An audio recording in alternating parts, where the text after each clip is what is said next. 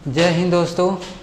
देखिए हमारा अगला चैप्टर जो है वर्गीकरण पे आधारित है। ठीक है, चैप्टर को हम लोग बाद में देखेंगे।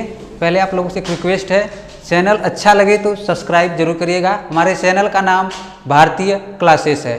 ठीक है दोस्तों, देखिए अब हम लोग अगला चैप्टर के बारे में देखते हैं। देखिए चैप्टर का नाम है वर्गीकरण।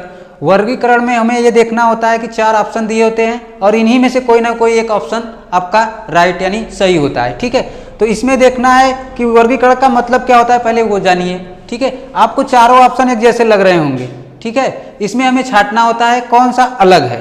3 एक जैसे भिन्न, एक भिन्न होगा, 3 एक जैसे व्यवहार करेंगे आपको देखने के लिए। ठीक है, देखिए हम लोग के स्क्रीन पे 3 क्वेश्चन लिखे हुए हैं, बारी बारी से एक एक क्वेश्चन हम लोग सॉल्व करते हैं। ठीक है, देखिए पहला क्वेश्चन दिया गया है, इसमें ऑप्शन दिया गया है या क्वेश्चन ही मान लीजिए। ठीक है, क्योंकि ऑप्शन भी वही होगा, क्वेश्चन भी वही होगा इस चैप्टर से जो भी आएगा। ठीक है, देखिए पहला दिया गया है गाय, दूसरा दिया है भैंस और तीसरा दिया है वेल और चौथा दिया है आपका मेढक। इसमें हमें छांटना है कौन सा अलग है। ठीक है, तो देखिए गाय, भैंस और वेल सभी स्तनपायी कहलाते हैं। ठीक है, और मेढक आपका उभयचर में आता है। ठीक है, तो इसको मान लीजिए ये उभयचर हो गया, उभयचर। ठीक है दोस्तों, इस तरह से हम कह सकते हैं कि ये वाला ऑप्शन हमारा सही होगा, यानी ये तीनों जो है स्तनपायी में आते हैं, यानी एक जैसे ये तीनों व्यवहार करते हैं। लेकिन मेढक उभयचर में आता है, इसलिए हमारा ये अलग हो गया, यानी ये वर्गीकरण इसको अलग छांट लेंगे, यानी ये इस क्वेश्चन का आंसर आपका मेढक हो जाएगा। ठीक है दोस्तों, संभवतः आपको समझ में आया होगा। देखिए दूसरा क्वेश्चन हम लोग उसी तरह से देखते हैं, इसमें कौन सा अलग है। ठीक है, पहले एक बार क्वेश्चन को पढ़िए। दिया है क्वेश्चन में चावल, गेहूं, फिर दिया है मक्का, फिर लास्ट में दिया है ज्वार। ठीक है, इसमें हमें छांटना है कौन सा अलग है। 3 एक जैसे गुण प्रदर्शित करेंगे, एक अलग होगा, उसी को हमें छांटना है। ठीक है दोस्तों, देखिए आपका गेहूं, मक्का और ज्वार, ठीक है, चारों ये सब आप लोगों ने पढ़ा हुआ कृषि में। ठीक है, कि खरीफ फसल और रबी फसल। ठीक है, उसी से रिलेटेड करके ये क्वेश्चन हमें जो है यहाँ पे दिया गया है। तो देखिए गेहूं अगर कहेंगे तो रबी फसल कहलाता है। ठीक है, रबी फसल। और बाकी जो 3 बच गए, चावल, मक्का और ज्वार, ये सब खरीफ में आते हैं। ठीक है, आप लोग लिखते चलिएगा थोड़ा थोड़ा ताकि बाद में भूले ना। ये खरीफ में आते हैं, यानी खरीफ फसल है। ठीक है, एक जायद भी फसल होता है। ठीक है, तो उससे तो रिलेट नहीं करना है, केवल 3 को देखिए, मक्का, चावल और ज्वार, ये आपके खरीफ फसल कहलाते हैं और रबी जो है आपका गेहूं में आता है। ठीक है, अर्थात यह एक अलग है। यहाँ से हम कह सकते हैं कि हमारा बी वाला ऑप्शन गेहूं सही है। इस क्वेश्चन का आंसर गेहूं होगा। ठीक है, देखिए अगला क्वेश्चन हमारा जो तीसरे नंबर पर क्वेश्चन है, इसमें दिया गया है महीनों का नाम। ठीक है, महीनों के नाम में देखिए कि इस तरह से एक अलग है, बाकी 3 एक समान व्यवहार कर रहे हैं। ठीक है दोस्तों, देखिए जुलाई, अगस्त, सितंबर और अक्टूबर 4 ऑप्शन दिए गए हैं। ठीक है, इसमें देखिए 3 एक जैसे गुण प्रदर्शित करेंगे और एक अलग होगा, उसी को हमें छांटना है।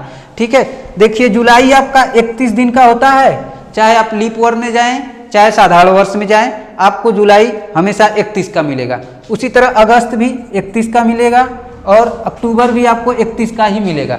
अर्थात जो सितंबर है ये हमारा 30 दिन का होता है। ठीक है, इस तरह से ये अलग गुण प्रदर्शित कर रहा है। इस तरह से हम कह सकते हैं कि जो हमारा तीसरा यानी सी वाला ऑप्शन सितंबर है ये सही है, बाकी 3 एक जैसे हैं। ठीक है, तो इस तरह के क्वेश्चन में हमें यही देखना होता है कि जो एक अलग है उसको अलग कैसे दिया गया है, उसके रिस्पेक्ट में देख के करना होता है। ठीक है, संभवतः आप लोगों को क्वेश्चन समझ में आया होगा।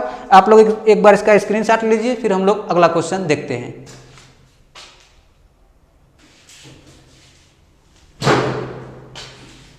ठीक है दोस्तों, स्क्रीन पे आप लोगों को क्वेश्चन दिखाई दे रहा होगा। 3 क्वेश्चन एक साथ हम लोगों ने रखा है। ठीक है, एक एक क्वेश्चन को बारी बारी से सॉल्व करते हैं। ठीक है, क्वेश्चन पढ़िए पहले। देखिए दिया गया है, चारों में से हमको एक अलग छांटना है। ठीक है, क्योंकि वर्गीकरण चैप्टर हम लोग पढ़ रहे हैं। ठीक है, देखिए दिया है रेखा गणित, गणित, बीज गणित और त्रिकोणमिति।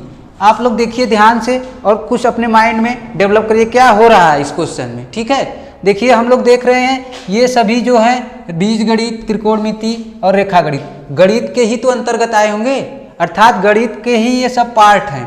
ठीक है, इस तरह से हम कह सकते हैं गणित हमारा इस क्वेश्चन का सही आंसर होगा। ठीक है, क्योंकि ये सब इन्हीं के भाग हैं, गणित के ही भाग सभी है। आपके रेखा गणित हो गया, बीज गणित हो गया और त्रिकोणमिति हो गया। ठीक है दोस्तों, संभवतः आपको ये क्वेश्चन समझ में आया होगा और ये सब क्वेश्चन आए हुए हैं प्रीवियस ईयर में। ठीक है दोस्तों, इस बात का ध्यान रखिएगा आप लोग और इसको अच्छे से माइंड में सेट करके चलिएगा।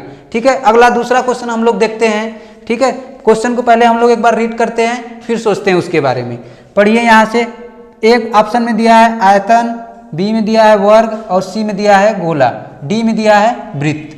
ठीक है, अब कुछ रिलेट करिए। ठीक है, ये सब हम लोग पढ़े हुए हैं, सभी चीजें हम लोग पढ़े हैं। ठीक है, देखिए इनमें से अलग कौन सा है चारों में। ठीक है, देखिए आयत, वर्ग और वृत्त सभी हम लोग पढ़े थे, तो 2D एक नाम दिया जाता था और एक 3D। ठीक है, यानी द्विआयामी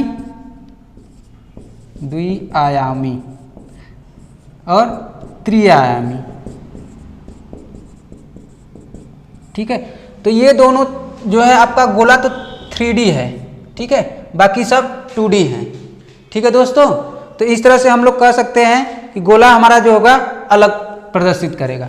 ठीक है दोस्तों, संभवतः आपको ये क्वेश्चन भी समझ में आया होगा। ठीक है, हम लोग अगला तीसरा क्वेश्चन को देख लेते हैं। देखिए तीसरा क्वेश्चन को एक बार पढ़िए। बांसुरी, वायलिन, गिटार, हारमोनियम। ठीक है, देखिए इन सब में अलग कौन सा है। देखिए ये तीन जो है हाथ से बजाए जाने वाले यंत्र हैं। ठीक है, बी सी डी तक। ठीक है, ए जो है वो मुंह से बजाया जाता है, इसलिए ये अलग है। ठीक है, इस तरह से इसका आंसर ए हो जाएगा। ठीक है दोस्तों, संभवतः आपको समझ में आया होगा यह क्वेश्चन। आप लोग एक बार इसका स्क्रीनशॉट ले लीजिए, फिर हम लोग अगला क्वेश्चन देखते हैं। ठीक है दोस्तों, देखिए आप लोगों को क्वेश्चन स्क्रीन पे दिखाई दे रहा होगा। 3 क्वेश्चन हम लोगों ने एक साथ लिख लिया है। ठीक है, और बारी बारी से एक एक क्वेश्चन को सॉल्व करते हैं। ठीक है, देखिए पहला क्वेश्चन दिया गया है अब्दुल कलाम, सीवी रमन, अमर्त्य सेन और रविंद्रनाथ टैगोर। ठीक है, अब देखिए इनमें 3 तो एक जैसे होंगे, लेकिन एक आपका अलग होंगे। ठीक है, उसी को हमें छांटना है वर्गीकरण के माध्यम से। ठीक है, देखिए अब्दुल कलाम जो थे मिसाइल मैन इंडिया, आप लोगों ने सुना होगा। ठीक है, भारत के लिए बहुत गौरव की बात थी इनके समय में। ठीक है, तो देखिए कभी भी इन्हें जो है नोबेल प्राइज नहीं मिला। ठीक है, नोबेल प्राइज कभी भी इन्हें नहीं मिला। बाकी तीनों लोगों को जो आपको क्वेश्चन में दिया गया है, सीवी रमन, अमर्त्य सेन और रविंद्रनाथ टैगोर, तीनों लोगों को जो है नोबेल प्राइज मिला था। यानी इन तीनों का एक जैसा गुण हो गया। ठीक है, जो आपका अब्दुल कलाम थे इन्हें जो है भारत रत्न तो जरूर मिला, लेकिन नोबेल प्राइज नहीं मिला। ठीक है, इस तरह से हम लोग कह सकते हैं कि इस क्वेश्चन का आंसर आपका ए वाला हो जाएगा। ठीक है, एक बात और जानिए, क्यों इन्हें नोबेल प्राइज नहीं मिला। ठीक है, देखिए नोबेल प्राइज 6 क्षेत्रों में दिया जाता है। ठीक है, आप लोगों को पता होगा पहले से। ठीक है, लेकिन जो अब्दुल कलाम को क्यों नहीं मिला, बस इसके बारे में हम लोग थोड़ा से जान लेते हैं। ठीक है, देखिए अब्दुल कलाम को नोबेल प्राइज इसलिए नहीं मिला क्योंकि ये मिसाइल की खोज किए थे। ठीक है, और नोबेल प्राइज शांति के लिए दिया जाता है। ठीक है, इसलिए इन्हें जो है नोबेल प्राइज नहीं मिला। ठीक है, देखिए अगला क्वेश्चन हम लोग दूसरा क्वेश्चन देखते हैं। ठीक है, पढ़िए एक बार क्वेश्चन को, फिर माइंड में सेट करिए कौन से जो 3 हैं एक जैसे व्यवहार करते हैं, बाकी जो एक अलग बच गया उसको हम लोग आंसर दे देंगे। ठीक है, पढ़िए, इनाम हो गया, पुरस्कार हो गया, उपहार हो गया और आपका लास्ट वाला दिया है दान। ठीक है, देखिए 3 एक जैसे गुण जिसमें दिखाई देंगे, वो एक जो बच जाएगा उसी को हमें प्राथमिकता देना, यानी वही हमारा आंसर कहलाएगा। ठीक है, इनाम और पुरस्कार, उपहार। ठीक है, ये तीनों एक जैसे लग रहे हैं। ठीक है, क्योंकि दान तो जिसको जरूरत नहीं है उसको बाद में सब, यानी ये सब तीनों चीजें जो है पुरस्कार या उपहार आपको प्रोत्साहन के लिए दिया जाता है। कोई उत्कृष्ट कार्य किए रहेंगे उसके उपलक्ष्य में दिया जाता है, लेकिन दान के लिए ऐसा करने की कोई आवश्यकता नहीं है, दान तो मिलता रहता है। ठीक है, इस तरह से हमारा इस क्वेश्चन का आंसर दान हो जाएगा। ठीक है, अगला क्वेश्चन हम लोग देख लेते हैं। ठीक है, दिया गया है, देखिए क्वेश्चन कई तरीके से देता है। इस बार क्वेश्चन जो लिखा है वो डायरेक्ट इंग्लिश का वर्ड ही लिख दिया है। ठीक है, वर्ड में तो नहीं लिखा है, लेकिन इंग्लिश में एक क्वेश्चन है उसको हिंदी में लिख दिया है। देखिए एक बार पढ़िए, कीवी लिखा है, ईगल लिखा है, ईमू लिखा है और ऑस्ट्रिच लिखा है, ऑस्ट्रिच। ठीक है, देखिए सभी हम लोगों को समझ में आ रहा है कि ये सब पक्षी हैं, लेकिन कुछ ऐसे हैं जो एक से अलग है और 3 एक जैसे हमें दिखाई दे रहे हैं। ठीक है, ईगल जो होता है, ठीक है, ये उड़ता नहीं है। ठीक है, ये ईगल आपका उड़ता है और बाकी तीनों जो आपको बच गए वो उड़ते नहीं हैं। ठीक है, इस तरह से हम लोग कह सकते हैं इसका आंसर 1 है, क्योंकि ये तीनों एक जैसे गुण प्रदर्शित करते हैं और ये अलग। इस तरह से हमारा वर्गीकरण में यही देखना होता है कि जो कौन से गुण एक जैसे मिले हैं, कौन से भिन्न हैं। ठीक है दोस्तों, संभवतः आपको ये क्वेश्चन समझ में आया होगा। एक बार आप लोग इसका स्क्रीनशॉट लीजिए, फिर हम लोग अगला क्वेश्चन देखते हैं। ठीक है दोस्तों, देखिए अगला क्वेश्चन आप लोगों को स्क्रीन पे दिखाई दे रहा होगा। ठीक है, 3 क्वेश्चन एक साथ लिखे गए हैं स्क्रीन पे, हम लोग बारी बारी से एक एक को सॉल्व करते हैं। ठीक है, लेटर में लिखा गया है वर्गीकरण चैप्टर हम लोगों का चल रहा है। ठीक है, यानी 3 एक जैसे गुण होंगे, एक भिन्न होगा, उसी को हमें छांटना है। ठीक है, पहला क्वेश्चन देखिए, ए, एफ, एन और ई। ठीक है, इसमें कौन सा जो है 3 एक जैसे हैं और एक अलग है, इसी को हमें छांटना है। ठीक है, देखिए ए को आप रिलेट करिए तो 3 बार में, यानी 3 रेखों की सहायता से ये बन रहा है ए। इसी तरह से एफ को भी रिलेट करेंगे तो भी ये एक डंडा, इधर से 2 डंडा और एक ये, यानी 3 रेखा से ये भी निर्धारित हो रहा है। आप एन को उठाइए, ये भी 1 रेखा, 2 और ये 3, यानी ये भी 3 रेखा से बन रहा है। लेकिन ई को देखिए ध्यान से, तो ई में एक बार खड़ा वाला खींच लिए, एक बार बेड़े, फिर एक बार बेड़े, यानी 4 रेखाओं की सहायता से बन रहा है। ठीक है, इस तरह से ये हमारा भिन्न है। ठीक है, तो हमें इसी तरह से क्वेश्चन को जज करके लगाना है। ठीक है, देखने में कितने सिंपल है, लेकिन लॉजिक देखिए क्वेश्चन का। ठीक है, संभवतः आपको ये क्वेश्चन समझ में आया होगा।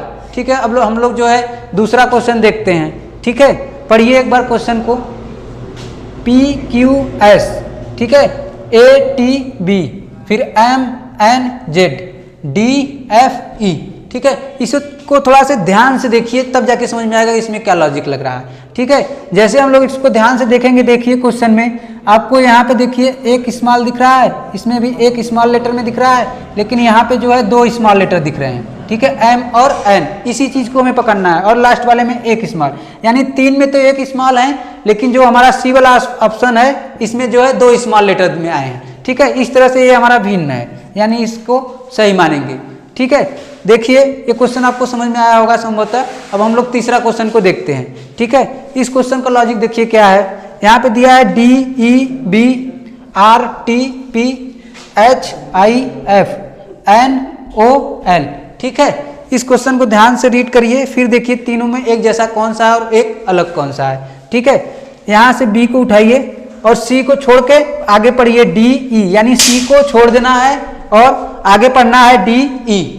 ठीक है, इसी तरह से आप इसमें पढ़िए, P के बाद एक छोड़ देना, यानी Q को छोड़ देना है, Q के बाद R S आना चाहिए। ठीक है, लेकिन यहाँ पे क्या आ रहा है, T आ रहा है, यानी इस तरह से ये मैच नहीं कर रहा है। अगला उठाइए, F को उठाएंगे, F के बाद क्या आता है G, G के बाद जो बच गया वो दोनों लेटर आ रहे थे पहले, यानी H और I, यानी ये सही है। इधर से आप L के बाद K, L के बाद के एल एम आएगा।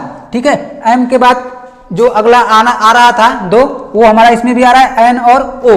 ठीक है, इस तरह से 3 में तो फॉलो कर रहा है, लेकिन ये जो दूसरा वाला है ये नहीं फॉलो कर रहा है। इस तरह से ये सही हो जाएगा, लेकिन क्वेश्चन में एक और भी लॉजिक लग रहा है। ठीक है, उसको भी देख लेते हैं हम लोग। यहाँ पे देखिए ई आया है, ठीक है, यहाँ पे देखिए आई आया है और इस वाले में ओ आया है। ठीक है, यानी 3 में तो स्वर आए हैं, लेकिन इसमें कोई भी स्वर दिख रहा है आपको बी वाले ऑप्शन में, एक भी स्वर नहीं है, ना आर टी पी, इनमें से कोई भी स्वर नहीं आया है। इस तरह से एक लॉजिक और भी लग रहा है। तो आपको ढूंढना है, किसी भी तरह से 3 को एक जैसा मैच करा लेना है, और जो बच जाएगा आपका वो जो है सही कहलाएगा। ठीक है, इस तरह से बी वाला ऑप्शन यानी आर टी पी हमारा आंसर हो जाएगा। ठीक है दोस्तों, उम्मीद है आपको ये क्वेश्चन समझ में आया होगा। आप लोग स्क्रीनशॉट ले लीजिए, तब तक फिर हम लोग अगला क्वेश्चन देखते हैं। ठीक है।